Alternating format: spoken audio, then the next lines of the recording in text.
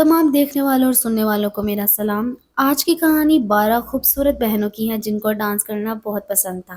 ایک دفعہ کا ذکر ہے، ایک دور دراز سلطنت میں ایک بادشاہ رہتا تھا۔ اس کی 12 خوبصورت بیٹیاں تھیں۔ یہ بہت زیادہ سمجھدار اور بہت زیادہ ہنرمند تھیں، پر ان کا سب سے زیادہ پسندیدہ کام تھا ڈانس کرنا۔ ان کو ڈانس کرنا بہت زیادہ پسند تھا۔ یہ 12 بہنیں مل کر صبح، شام اور رات کو ڈانس کیا کرتی تھی۔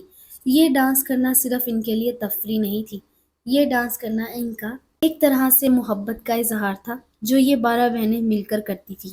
یہ اکثر اپنے والد کے سامنے بھی رقص کرتی تھی، جس سے یہ دکھاتی تھی کہ یہ ان سے کتنی محبت کرتی ہیں۔ یہ خوشی کا اظہار کرتی تھی۔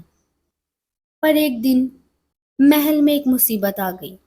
بادشاہ کو لگا کہ اس کی بیٹیوں کو شاہی آداب سکھانے کی عمر آ چکی ہے، کیونکہ ان کی والدہ بچپن میں ہی وفات پا چکی تھی۔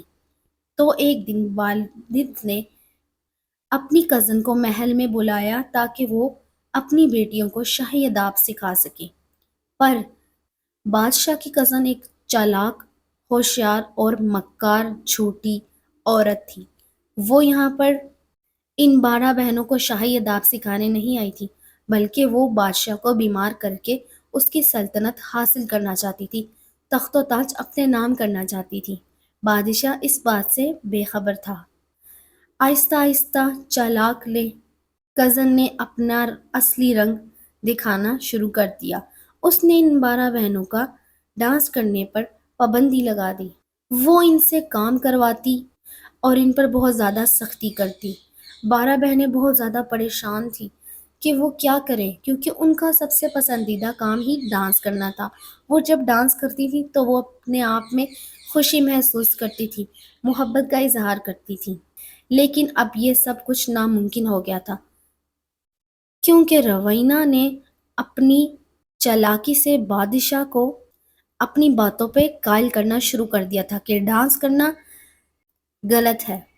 12 بہنیں بہت زیادہ پریشان تھیں اور ایک دن ان کو ان کے کمرے سے، جہاں پر یہ اکثر ڈانس کرتی تھیں رات کو سونے سے پہلے، اسی دن انہوں نے ڈانس کرنے کا سوچا۔ یہ ڈانس کرتی ہیں اور اچانک زمین میں ایک سرنگ نظر آتی ہے۔ یہ سرنگ پتہ نہیں کہاں جاتی ہے۔ ایک بہن جو سب سے بڑی تھی، وہ بہت زیادہ سمجھدار تھی۔ اس نے کہا کہ ہمیں اس سرنگ میں نہیں جانا چاہیے، لیکن باقی بہنیں ضد کرنے لگی کیونکہ وہاں سے بہت زیادہ خوشبو، روشنی آ رہی تھی، مانو جیسے جنت ہے نیچے۔